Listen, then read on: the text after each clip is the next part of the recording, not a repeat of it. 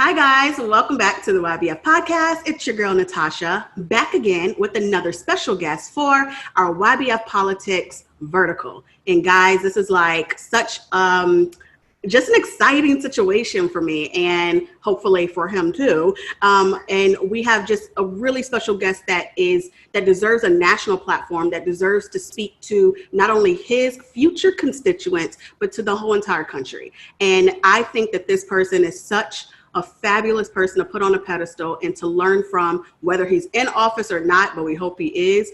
This is a candidate for U.S. Congress that you all need to know, like yesterday, like stat, okay? So please welcome, and by the way, today is your primary, so figure out how to get your ass to the polls, okay?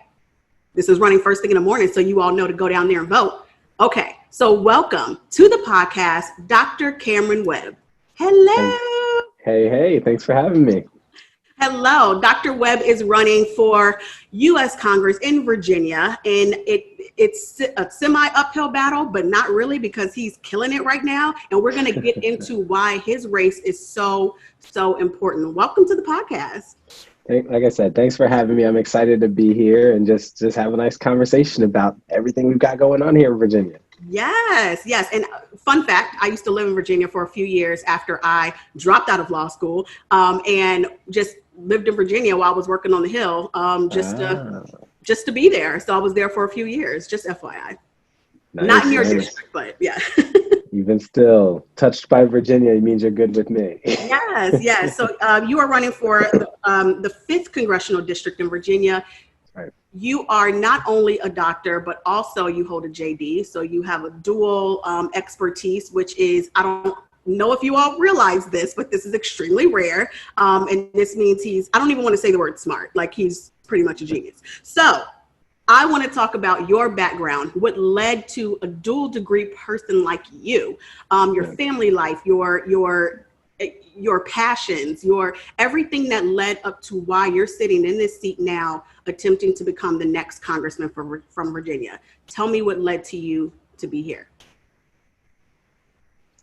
I mean, for me, it starts with just a passion for service. That's what led me to want to be a doctor since I was 5 years old. So, I was really passionate about the idea of serving my community as a doctor, and was always into science, and my grandmother was a nurse. And so those things kind of added up.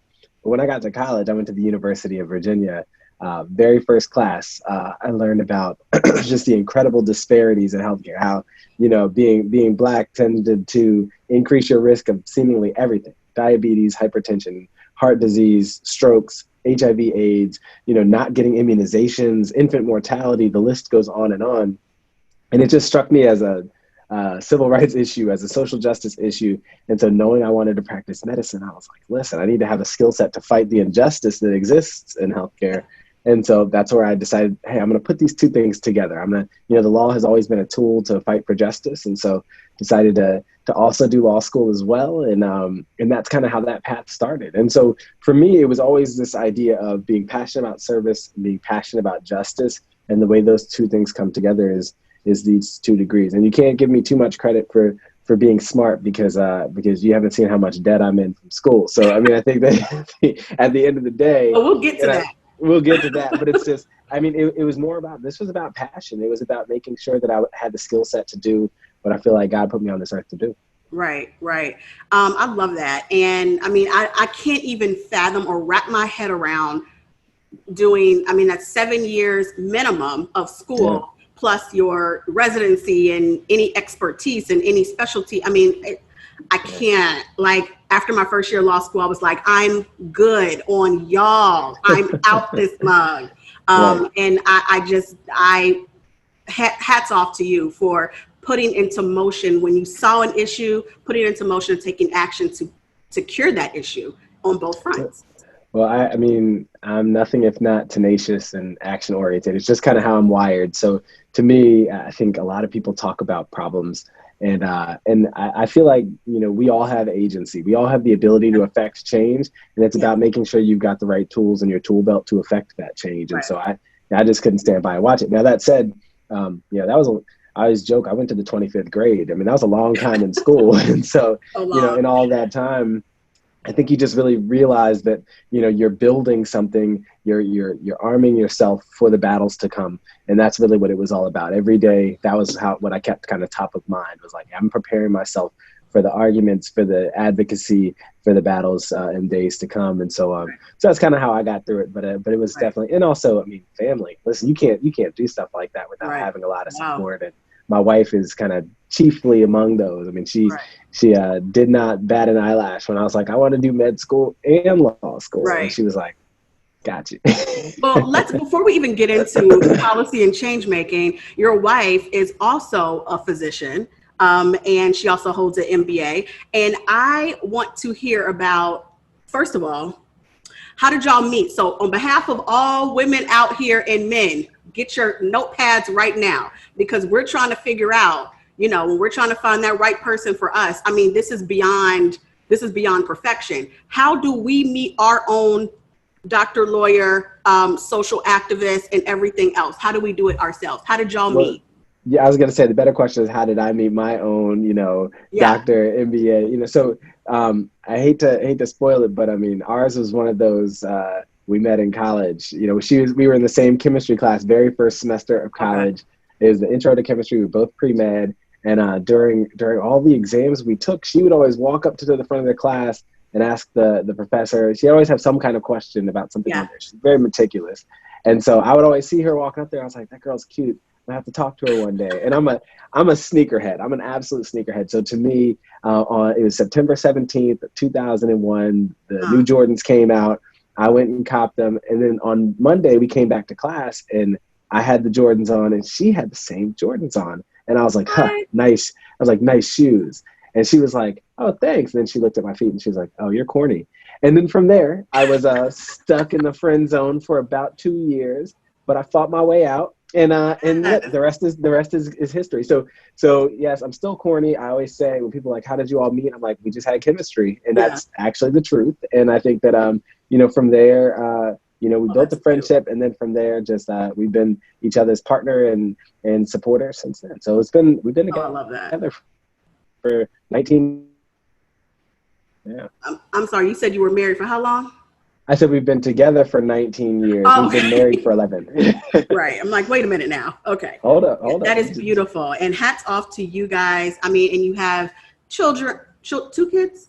2 kids, yeah. 2 kids. And he's doing all of this, guys. So men out there talking about you don't have time to return a text. Dr. Cameron Webb has all the time for what's important, okay? All right. Dr. Leanne Webb would snatch me up if I didn't respond to that text. So I'm well trained. Exactly. Okay, so what I want to know, we talk a lot about, and you mentioned it as well, about disparities in healthcare. And if you are elected, you would become the first Black physician in Congress with voting power. The Congresswoman from Virgin Islands also was a physician, but she, unfortunately, they don't have power to vote. This is a huge deal. And yes, there are other physicians, I know at least one in Congress, but having a Black physician front and center, speaking for the people on the House floor is, that's something that we can't just let slip through our fingers. And there's many reasons why. How are you going to put legislative power behind what your goals are, what your pet projects are, everything that you see in the healthcare system where it comes to disparities, especially in race? What are you going to actually do to address that?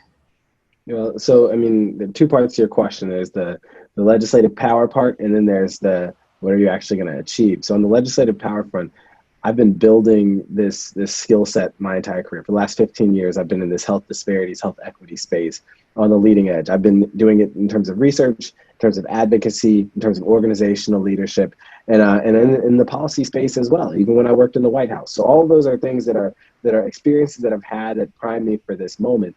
And so the legislative power piece really comes from the relationships I have. And so, over the course of this campaign, Senator Kamala Harris endorsed us last week, or I guess like a week and a half ago now. We have, Representative John Lewis from Georgia endorsed us, Representative Clyburn, the House Majority Whip, the House Democratic Caucus Chair, Hakeem Jeffries endorsed our campaign. We've got and then you got Representative Ayanna Pressley from Boston. So we've got leadership that spans the political spectrum. We've got leadership that spans race and ethnicity. We've got Jerry McNerney in California, Sharice Davids in Kansas, so many different members of Congress. And people ask, how do you get all these endorsements from members of Congress? I tell them the answer is the same every time. What they say is, we need your leadership and your perspective in the House helping to make some of these decisions. And I think that's critical, because I'm not walking in the door just as some backbench freshman member of the House. What I'm doing is I'm walking in and people are looking to me for my expertise, for my leadership on issues of healthcare. Now, on the health disparities front, prior to 2009, my health disparities work was always just studying disparities and saying, hey, pointing out HIV/AIDS, we need to fix that. Here are some things we can do. In 2009, when Obama was president, when we were working on what became the Affordable Care Act, that's when it really clicked for me that all policy, all health policy has the potential to end disparities if we design it equitably, right? We keep siloing off our policy and we say like, oh yeah, well, we'll have this Black legislation, this is the minority health legislation right here, right, and then we're going to have the main legislation over here. No. All policy has to work. It all has to work together. And so that's something that really clicked. And I was like, you know what? I want to be a part of designing the entire system that helps serve all of us equitably. So it's the next piece. And so the question is, fast forward now 10 years later, 10 years after the ACA, 4 years after I worked in the White House for President Obama, how do we take those next steps? Because we still have 30 million Americans who don't have insurance, disproportionately the Black and brown. And so what do we do? And I think that, we are at a moment in history where there's a robust conversation around Medicare for all, and there's a robust conversation around, a public option. The fact of the matter is, we need action immediately, like day one. We need to get 30 million people covered, and then add to that, because COVID hurt so many people. So many people lost insurance. And so to me, what I say is, that public health insurance option, we can get that in on day one. Like, we can get that in that very short term in Congress to get everybody covered. We've got to get everybody covered. That's our most critical need in terms of addressing. But what do you say to the people, especially people of color, that say that's going to raise my insurance price? It's the same. It's the same argument that we've been having even when Obama proposed this. What do you say to those people who don't trust doctors, who don't like that their premiums are increasing? What do we say to convince them? Well, I think that we start with, there's two things. On the, I don't trust, this is going to raise my premiums. What I always say is that the public option should be subsidized so that nobody pays more than 8.5% of their income on their insurance. There's precedent for that. On the ACA exchanges, the Obamacare exchanges, they're also subsidized to a certain point. And so it helps us to make, we're following a precedent. We're building on a precedent. We're just extending it to more people. Because under the Affordable Care Act marketplaces, if you made more than 400% of the federal poverty line, you got no subsidy, zero, right? So if you make 399%, you get subsidy, then it just falls off a cliff. And that was one of the big challenges. That's why people were facing incredible bills. And so, yes, we start off by indexing it to your income and subsidizing from there. The other thing is just keeping, and so that makes it so that it's affordable no matter who you are. The thing is, for me, this is all a path toward a truly equitable and just system. I say universal health coverage, right? That means everybody. Everyone means everyone. And I just know from my experience in health policy, you can't snap your fingers and make that happen, but you can build thoughtfully. I loved the way Elizabeth Warren approached this in her presidential campaign, because she was just like, listen, that is absolutely where we're headed. But the transition, that next step, is we create a plan that everybody can have access to, and we build upon that. And then within 2-3 years, you're going to move people toward this public option.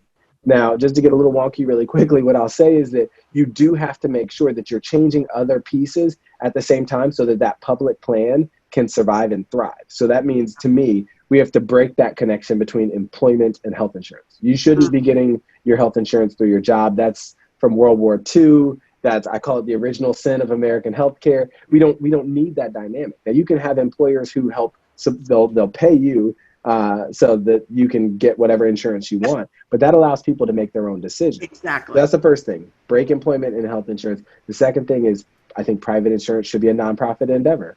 I don't think that people should be aiming to make a profit off of private insurance. That's going to change the way. And yes, nonprofits do make a profit, but it goes back into the product, right? And so I think that's going to be really important. The last piece is we have to have payment reform. So right now there's a perverse incentive in healthcare fee for service, you do more things, you get paid more money. It has to be about achieving outcomes. So you achieve the goal outcome at the lowest cost possible, efficiency and outcomes, and that's how we get paid. And I think when you put those three things together, what it does is it levels the playing field between this new public option and private insurance. So you don't just have all healthy, wealthy people going to private insurance, low-income people going to public insurance. No, we've changed the paradigm. And it was funny because I was doing an interview a couple weeks back, and the reporter was like, so this doesn't sound like any plan that I've seen out there right now. And I was like, yeah, that's right. It's Cameron Care. And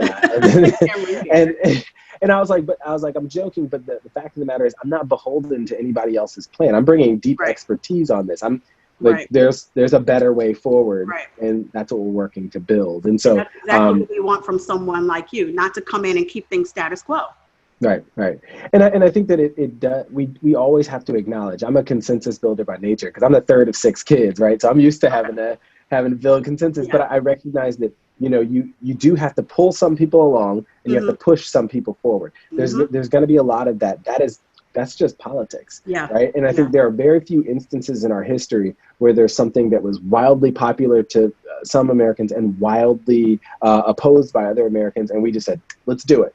Right? Because the political pendulum, the way that it swings, there's too much at risk with healthcare. And I would never dismiss the idea of Medicare for all. I think that without people lifting that conversation and saying, hey, this is what we want and what we need, we wouldn't be having a real conversation about health reform right now. So I'm like, hey, keep pushing, keep talking. For me, the strategic steps are going to be, let's get everybody covered next. Let's work on, what private insurance actually looks like in America insofar as it still exists. And then let's build from there. Let's focus on equity along the way. That way nobody falls through the cracks. And I think that's a really important piece. So that you brought up was one, businesses being now giving what I call it is a bonus in my company, because this is what I do with my employees, a bonus for them to make their own decisions with how they want to handle healthcare. You give them whatever the national average is, or even if you know specifically where they live and where they're going to live for a while, what the average is for that state, what the insurance will cost, and you give them that and let them make their choices.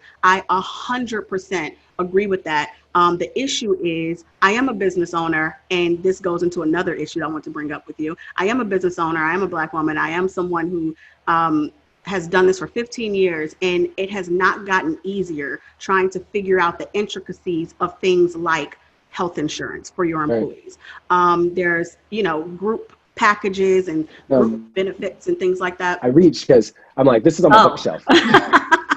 He's got a book this for is that. A book I'm not, it's not, I didn't write it, but it's talking about exactly what you're describing, right? Yeah. Nobody wants you to have to make that decision, to have to keep track of what's going on with private insurance. It's and if you look at the trends, the cost of private insurance just over the last decade has been rising so incredibly for employers. The employer share continues to rise. The employee share continues to rise. So, what we call that defined contribution from employers, what it is you'd say, I'm giving X amount of money per year as part of a benefit that has preferential tax treatment to my employees so they can make their healthcare decisions.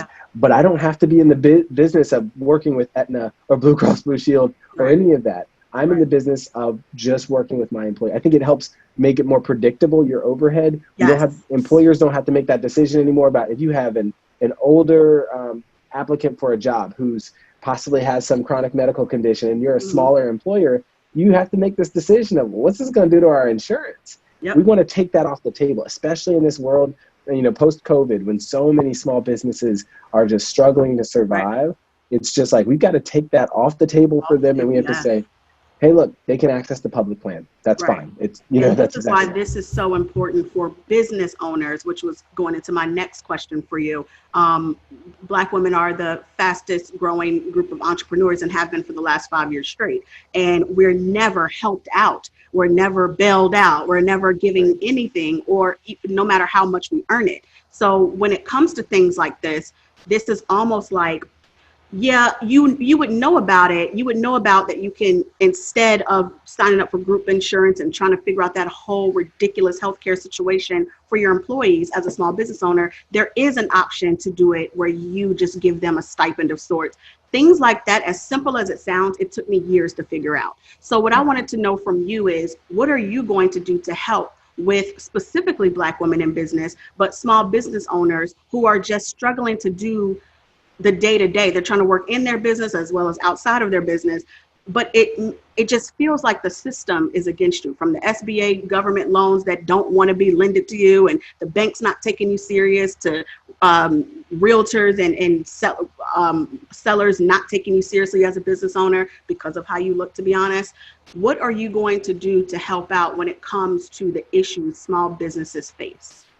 Well, on the short term with COVID, I think there's a lot of work to do to make sure that those dollars, they're kind of bailing folks out, as you've referenced, those dollars are going to minority-owned and women-owned businesses, because we know historically, if you look, there are fewer relationships with banks, fewer lending relationships to make it easier to get some of those loans and grants. We need to have a moratorium on some of the collections, because listen, we need these businesses to survive. They are engines of our local economy. So I think that we have to be mindful of the fact we need small businesses owned by minorities and owned by women to survive and thrive in this moment in history.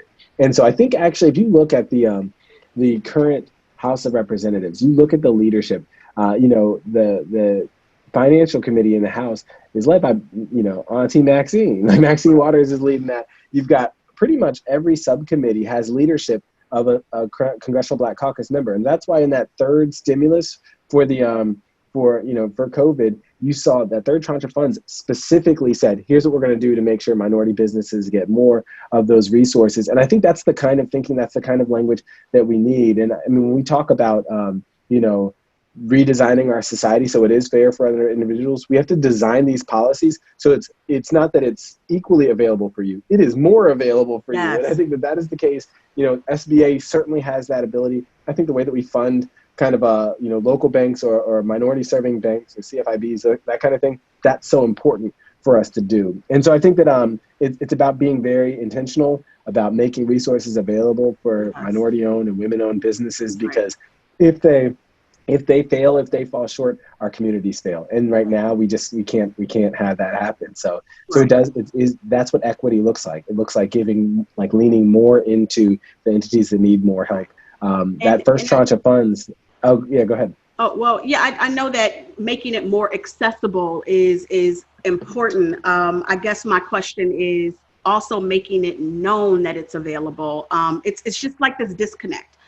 Yes, all these things are available for technically everyone. But again, I did this for 15 years and it still took me years to figure out how to handle the healthcare situation. And it's because of the lack of resources available to show us how to do that. There's a lot of barriers to where you even go to get information. We don't take financial classes and business classes in school, unfortunately, like high school and college and stuff like that. But how do we make sure that Black women specifically, but also Black people and people that don't get those traditional forms of education within their household or in their school, to understand that these things are even available? It seems like it's intentionally kept away from us.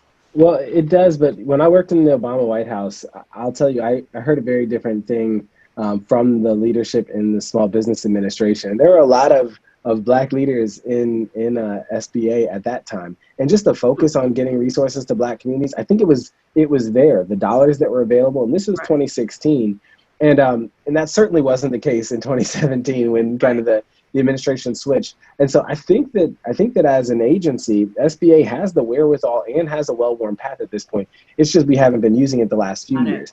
Now, there was definitely a ramp up to that over the 8 years of Obama. But like I said, by the time I was in the White House in 2016, I can certainly point you to some of the people who I worked with who just were really focused on supporting Black businesses and also on building that experience, that expertise, on helping local entrepreneurs and small business owners help each other. So funding that local consortium of businesses so they know how to help you navigate, help you get the resources that you need to succeed. And I've seen so many programs that did that. So it's about how supported those programs are, how well funded they are, and how durable they are. Because I think one thing, if you're a small business owner, you're never going to want to tap into some resource that you're like, it's here today under this Obama guy, but I need something that's going to last me, and so is that going to work? And so something that's durable, something that gives people a sense of confidence that it's going to continue to to support them along the way. I think that's huge. But I definitely have seen through the SBA at the end of the Obama administration the resources that really can help small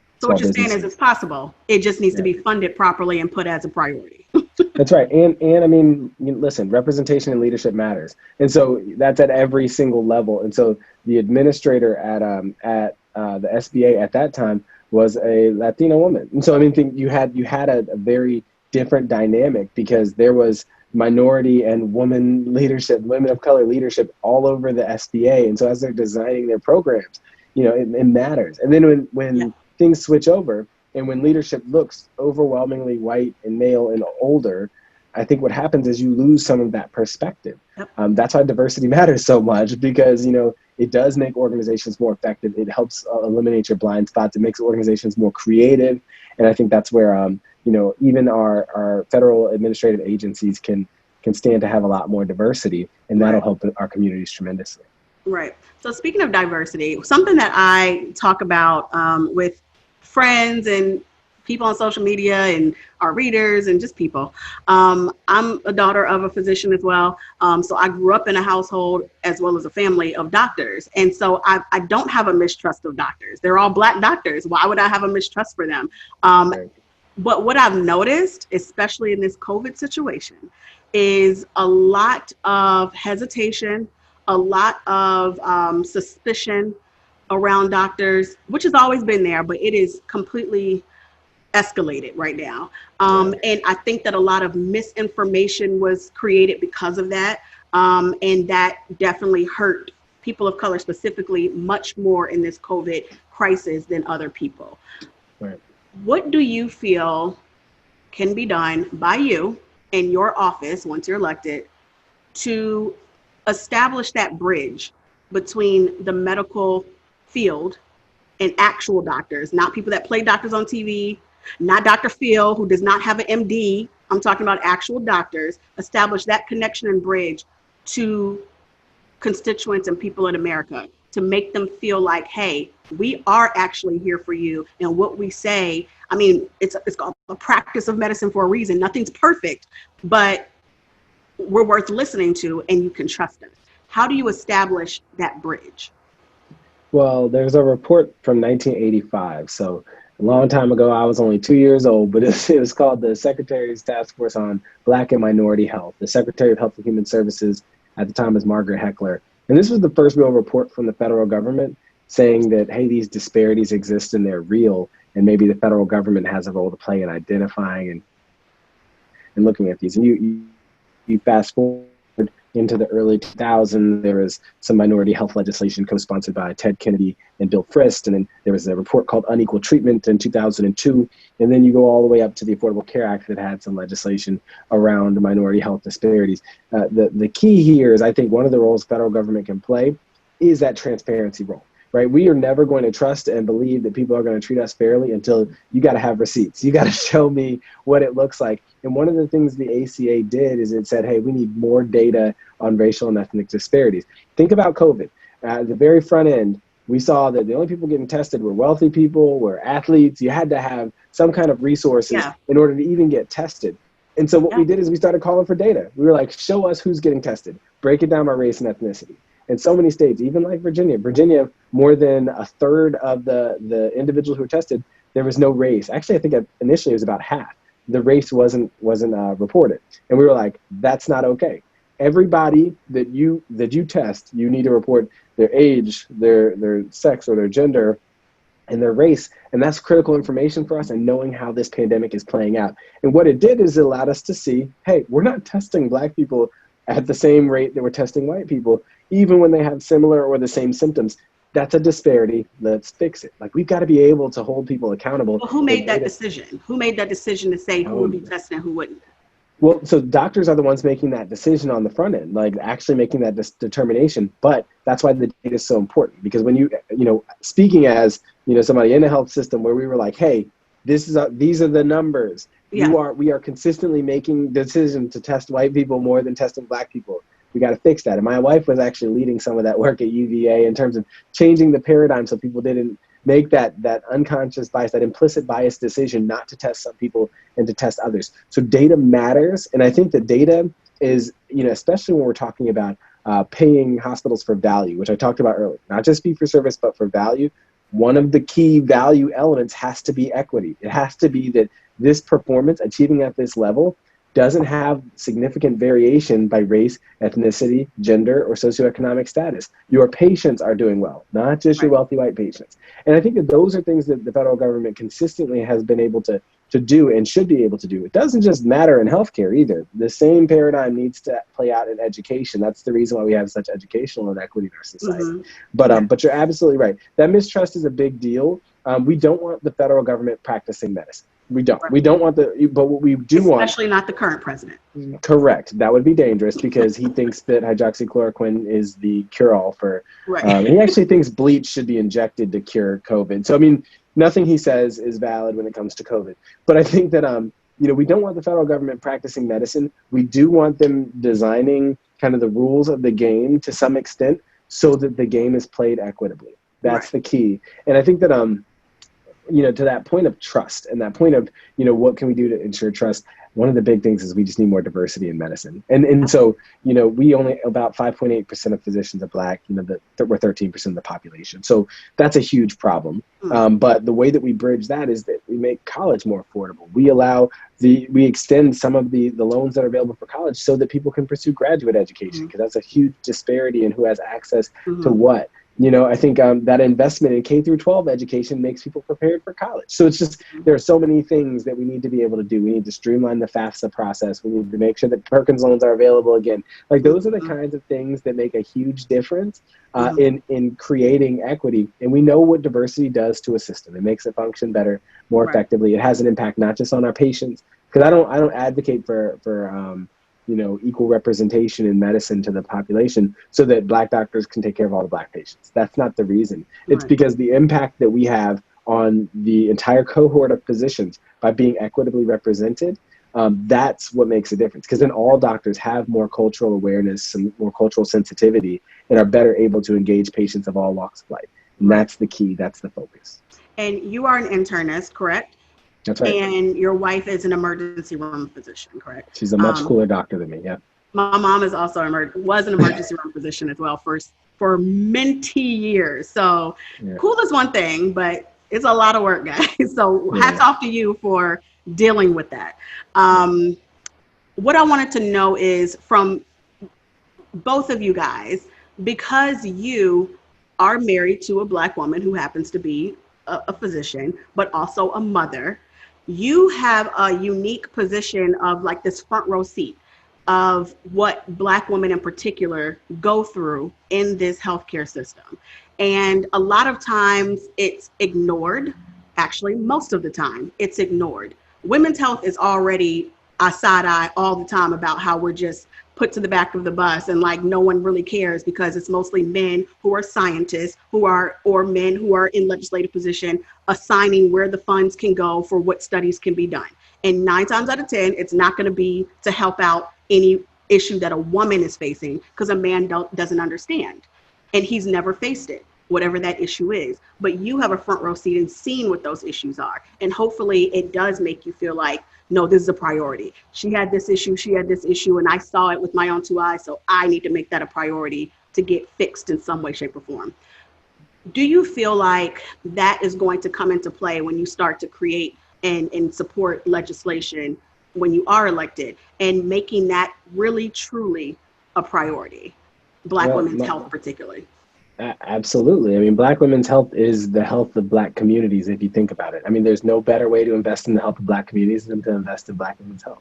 And we know that because, I mean, it sounds kind of trite, but the fact of the matter is we know that Black women in so many ways are a critical part of the leadership structure of Black households all over America, in part because of mass incarceration and removing Black men from our society. That's another conversation. Right. I think that some of it has to do with just the reality that Black women's health is under threat constantly. And if you look at the rates of maternal mortality at more than 4 times the clip of white women, even when you control for education or socioeconomic status, that's a critical indicator right there. When we look at just who is believed when they're having symptoms consistent with a heart attack. Exactly. You know, and like who's having anxiety. You know, I do a lot of research on what's called allostatic load. It's just kind of the chronic stress effect of being Black in America and what that does to your health. And if you think about it, you have a revved up, fight or flight response effectively, just by being Black in America. And that's that you have this chronic stressor. So your blood pressure is a little bit higher. You have more cortisol in your system, which is a steroid, which, can lead to higher glucose, so more likely diabetes. And so those things are happening in the background. And when they did the studies on allostatic load, how much of that burden people are carrying, Black women had the highest rates of allostatic load of anybody. I believe right? it. So, I mean, and I've never met a Black woman who's surprised when I give that stat, because the fact of the matter, and we talk about something called the Superwoman syndrome, like the reality that Black women carry so much in our community. And even right now, I mean, I'm saying this from my office where I'm running for Congress. My wife has worked overnight in the emergency department the past 2 days, and we have childcare. My cousin helps out with the kids during the day, and she's there right now. But I know Leanne, and I know that she just has that mother thing where she's going to sleep for about 4 hours, maybe 5, and then she's going to be like, my kids need to see me. And she's going to get up, and then she's going to turn into Supermom. And then she's going to be exhausted tonight, because that's just how she saw her mom do. And that's just kind of her rhythm of, I've got to be everything to everybody. And we talk about it a lot. And I'm just like, honey, take care of yourself. Like, what can I do to help? But the fact of the matter is, society is designed for me to run off and do so many things that I want to do. And when she does it, she's penalized societally. People are just like, but what about your kids? And like, how are they doing? Or they expect, oh, your husband's out running for Congress, so you should be sitting back, taking care of business at home. The fact of the matter is, we're a partnership. We both have to be doing all those things, because otherwise the burden on her is too high. And I mean, even still, we don't get it right all the time. No matter how hard I try, she's just a superhero. But I think the fact of the matter is, when it comes to Black women's health, it has to be intentional. It has to be designed. And I think that to a large extent, it's kind of an interesting dynamic as a Black man in medicine, because there are far more, 2 to 1 Black women in medicine compared to Black men. Systematically, we are not the physicians. Yeah, so 2/3 of Black doctors are women. But I think that, particularly if you look at med schools these days, we just have a hard time getting Black men into medicine. So it's a relatively rare thing. But there's this weird dynamic, because there are fewer of us in medicine, but more of us in leadership, right? And it's like the way that people process, that there's intersectionality all the time, and the way that people process my manness and her womanness in the setting of our Blackness still means they'll give me more opportunities for leadership. So it's the privilege conversation that we always have. It's so important for Black leaders in all spaces, including in medicine, to kind of lay down your privilege. Because honestly, like, as a man, I can't tell you how many times I say, this isn't my area of expertise. You need to talk to Dr. So-and-so or Dr. this and that, like the women leaders in our health system who actually should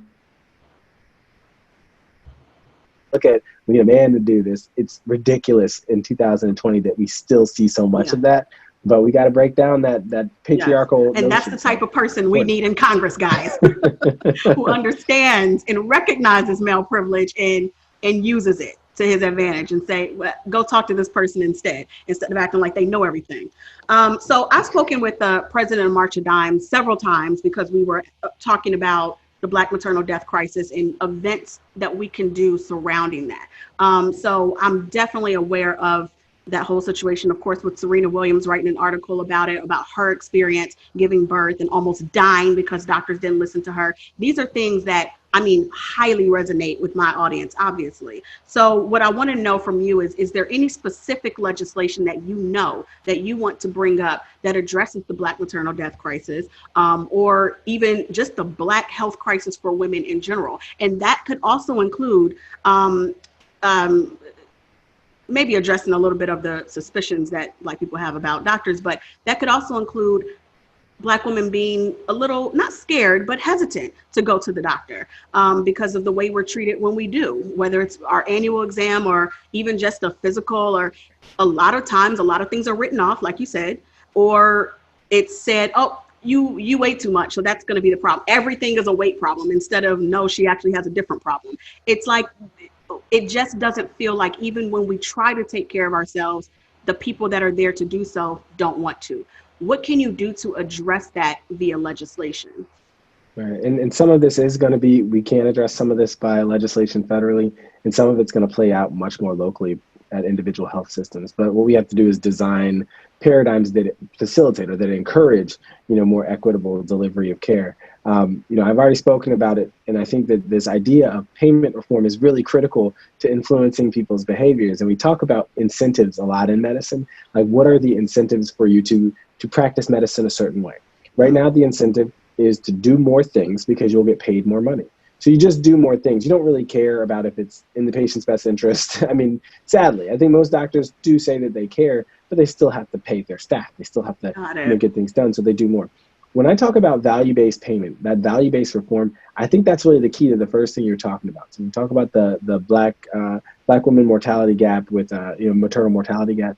The key there is this idea of value-based payment and episodic care. Because if we say from the moment she is pregnant until 6 months postpartum, that is one episode of care, and I'm going to pay you X amount for that episode of care if it goes really well, and I'm going to pay you Y amount if it's okay, and you're going to get Z amount if it's not so good. What happens then is that for hospitals, they're like, it is our job to make sure this woman has a good, healthy pregnancy with a good, healthy baby, right, and has a safe and effective postpartum course. That is critical for us to get our full amount of money. And so their incentive is changed, and then they're just like, okay, so what's the issue with Black mothers? Why are more Black mothers dying? That's a never event in our hospital. How can we stop it? Then they have to do that internal analysis on what are the steps along the way, because they have to achieve that efficiency.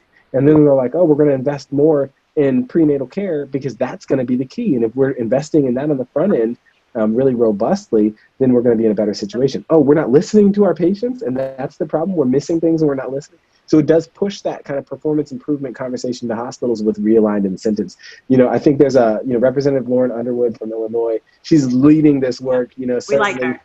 She's dope. And then Representative Robin Kelly from Chicago as well, really passionate about this kind of stuff. And so, we have some leaders within Congress who are willing to talk about this, who are willing to engage on this issue. And for me, as a Black physician, but also as a Black man, it's important for me just to say, the sisters have it. What do you need from me? Right. What do you need from me to be another voice to push this along? But I think that, again, some of the things we already talked about, more diversity in the field and realigning incentives, I think those are going to be the keys to addressing a lot of what you're saying. Right. There was I'm looking up his name now because I don't want to just keep saying that guy, but there was a congressman, I can't remember his name, obviously a white male congressman who is a physician, and he made a really crazy controversial comment recently. Do you know what I'm talking about when it comes to COVID? Was it? You said I was going to say. No. When it comes to COVID, he was saying, he did, acknowledge that more Black people are being affected by COVID-19. And he said, well, why is that? Is it because Black people don't wash their hands? And it was, I'm going to pull up the name. He said this on the floor, and it was just like, wow. Yeah, there are 16 physicians in Congress. The more outspoken ones are Rand Paul from Kentucky, Bill Cassidy from Louisiana. There are 3 Democrats in the House. But yeah, let me know. It was, he's a state senator. I'm sorry. Senator Stephen Huffman out of Ohio. So what I say to this is, once you're in this position, because crazy enough, no one refuted it. Everybody's just sitting there looking like, and it's like, are y'all for real? Like, where is there anyone here that's an ally that can stand up? Right. It's something like this, and I would not be shocked if something like this was said on the U.S. House floor or the U.S. Senate floor. If this is said, what would you do if you're there? Or even if you're not there, what would you do as a sitting congressman? It's what I already do. I think that we have a responsibility to be outspoken, to be bold. The word I use is pertinacious, right? You never shy away from speaking up. I think we inhabit our spaces for a reason, and we inhabit these spaces to lift voices. And I've had this conversation a lot over the last few weeks about Black Lives Matter, the movement for Black lives, and about defunding the police. And I think in traditional politics, people would say, shy away from that language. Don't say anything that's going to make people upset. And I'm like, well, you're not a Black man running in this seat. And so from my perspective, I have a responsibility to explain to people why there is such a fever-pitched interest in this language. I'm not going to shy away from the language. I'm going to validate it. And I'm going to explain to people what defund the police actually means. And I say it means whatever the heck the community wants it to mean. If it's in Minneapolis, it means defund and disband. If it's in Charlottesville, it means get police officers out of schools, and it means demilitarize the police. It means lots of different things in different places. But at the end of the day, it's valid, it's valuable, and people need to hear it because that's the movement and that's the message. And I think people are like, wow, that's bold, that's radical. And I'm like, it's my job to be in this space and to speak up, right? If I'm in this space and I don't speak up, then it might as well not be me.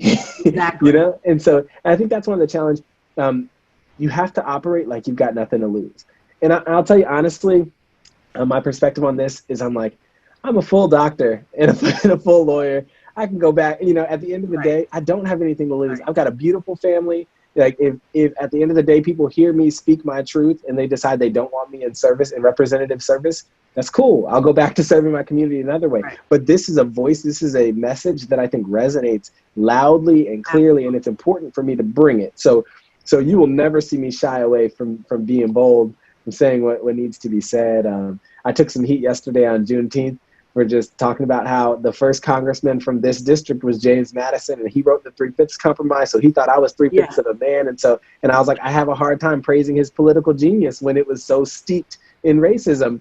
And I mean, it achieved me my first death threat, you know? So I was just like, well, okay, cool. But at the end of the day, if I'm not telling this history, if I'm not speaking this truth, then who's going to do it, you know? And so I think that's where you have to recognize these are the moments. This is what we have to do. This is what we have to be. It's the penalty of being Black in leadership. We always have to step into this space and make a decision. Either we have to be double-faced. We have to you either have to reinforce the status quo, or you have to press us toward being better. And I like the language of pressing us toward being better and saying, listen, I'm not saying this just to hate on anybody. I'm saying it because we can be better as a society. And I think it's by hearing this message. So that's kind of my stance. Before we wrap, I definitely want you to, you've touched on it for sure, but I definitely want you to hone in on what makes you so different than not only other Democratic opponents in the primary, but also what makes you so different than what is the status quo currently in your district, which is heavily conservative and very much red. Why is it so necessary that someone like you is in there to shake it up? Will the people support that? Yeah. Well, the message that I say is my true north is equity and justice. So every policy idea that I have, every perspective is rooted in what's equitable and what's just. And what I've told people is that serves you no matter your race, color, or creed. For if you're by race or ethnicity, by sexual orientation or gender identity, by socioeconomic status, by rural status versus urban status, an idea of equity, an idea of opportunity for everybody serves us really well. And what you're hearing from other individuals is just some other version of the status quo or some kind of dog whistle about returning us to a pre-civil rights era America. And the fact of the matter is that does not serve communities broadly well, right? It just communities have not been well served. And so for me, it's about an unwavering commitment to everyone having opportunities to succeed, which is quintessentially American from my perspective. I think we've got a unique moment in this district because of the fact that the incumbent lost his primary, because of the fact that it's an open seat now, because Virginia's already been trending blue, because we have a district that's 20% African American, so it's got a large African American population. What are a lot of those states, by the way? I'm sorry, a few of the cities that's included. Sure. So I'm in Charlottesville, Danville, Virginia, on the southern end. There are 21 counties and 2 cities. It's actually bigger than the state of New Jersey, so it's a huge congressional district. But it runs from just outside of DC all the way down to the North Carolina border. So gerrymandering at its finest. But like I said, there are a lot of Black people in this district, and a lot of them haven't voted in past years because there's this sense of just disenfranchisement by various mechanisms. And my thing is, I'm just like, hey, let's restore that notion of political power. Let's make sure people realize what their voice is doing in this space and what it can lift. Another thing that's important to note about me is that, I've never really considered myself, ideologically pure in any way. So it's not like I'm You certainly couldn't call me a conservative. I think sometimes people label me as moderate and sometimes they label me as progressive. And then they're just like, so what is he? And I'm like, I'm somebody who looks at every single situation and I say, what do we need in this space? Yeah. Right. And sometimes it sounds really progressive. And other times, every time it sounds more moderate. And what I say is I'm pragmatic for sure. I'm nothing but pragmatic, but I'm also progressive. I'm also like, hey, this is the direction we need to be going. And I don't say that in a way to alienate people. I say that you're going to get the real from me every time. I'm going to look at every issue and say what's needed in this space. And so I think that's been nice because I think it allows me to take a fresh perspective on the needs and concerns of the district and not be tied to my ideology, and instead be tied to the will of the people. And that's important. Right. Well, clearly you do believe that Black Lives Matter. You've been doing it pretty much all your life, it seems. Figuring out ways to make them matter even more and to make sure they're protected and served and heard. And that's definitely appreciated. So before we wrap, is there anything that you want to say? This is running now on primary day. Is there anything you want to say? Oh, I do want to ask you though, there was a lot of drama a lot of places, but definitely like Kentucky and South Carolina with the voting situation and voter suppression. Do you feel like things are going to be on the up and up today? Like, what should we prepare for? Like, do we need to come down there, and stand guard? Like, what needs to happen? I think today's going to be okay because it's a Democratic primary. So we're not going to, Democrats won't be suppressing. Well, in Kentucky, they basically condensed all of the voting places into one place for 600,000 people. So and that's not happening here. I think because we had a pretty robust absentee ballot process. Okay. I think kind of geographically it's looked different, and so we've been engaging with folks in the last few weeks. We feel good about people's ability to engage and go to the polls. I think that conversation is going to be a different one. God willing, today goes the way that it's supposed to go, and I win the race. And then in November, that's really when we're going to have this conversation about voter protection. We'll talk again because it's gonna be a big deal. But yeah, you're absolutely right. I think that folks just need to. We do need to make sure that in every single community, people know that like your right to vote is protected. You can do it either by mail beforehand, you can do early absentee, or you can vote on. And now, coming into November, Election Day is going to be a holiday, so we're going to make it so that all those approaches to suppress the vote have been addressed by our General Assembly. And so I think those are all good things. As good prognostic indicators for an election here in the 5th. Yeah, love it. Well, here's Dr. Cameron Webb. Get y'all vote on today. Do your research if you don't trust me. And more than that, no matter where you are, right? I think there are ways to engage, and I think that sometimes just sharing the information, that's how our campaign really took off, was people sharing information about it. And all over the country, people are seeing, hey, this is a race, this is an individual who might be worth supporting and investing in, and that matters. But also look around. I mean, there are a lot of just transformative, and I'll say transformative Black leaders who are pursuing politics right now, and look to those and some that I admire deeply, who are all over the political spectrum. But again, they're in it for the people. They're in it for moving us forward as a nation. And so look around, see who can support even $5, $25, whatever it may be. We have the ability from our respective spaces to change the course of our nation's future if we just keep our eye on who we need to support. Love it. Where can we find you? Where can we contact you or donate past today if today goes well? Yeah, my website is drcameronwebb.com. So drcameronwebb.com. Check it out. There's information about me, my priorities. You can get a sense of all of our kind of supporters and just see what we're building here in Virginia's 5th. I'm excited. I'm hopeful today is going to go really well. I'm prayerful. And keep us lifted up. Like I said, it's real out here, but at the end of the day, we're in it for the right reasons. We're in it to serve everybody and do it in a meaningful way. So thanks for listening. Love it. Thank you for doing this. And I'm sure our readers and everyone, our viewers, everyone is really appreciative of this. So good luck today. And we'll be talking again soon, I'm sure. We will indeed. You take care. Okay. Thank you so much. Thanks for listening, everyone. Bye-bye. Bye. Oh my God. I was like last night, just like so stressed out reading about Kentucky. Like it's just going to be a shit show. And I just don't know. I'm like, please don't let this be everywhere, but I think it will be. Yeah, so actually who was in mind was Booker when I was talking at the end. I mean, he's so impressive, and I think that yeah, and I think his but voice they is so know it. necessary. They know it, and that's why they're doing what they're doing now. Mitch Well, McConnell, actually. right, and I think that's what it comes down to is making sure that when folks live in New York City that's definably blue, and they're like, oh, my representative is going to win. Support Booker, right? Like that's kind of what we have to be doing Exactly. is making sure that we're looking at these races that matter and that are winnable if we all pull together. That's the unique reality of Black political power, and so so I'm excited for it. But,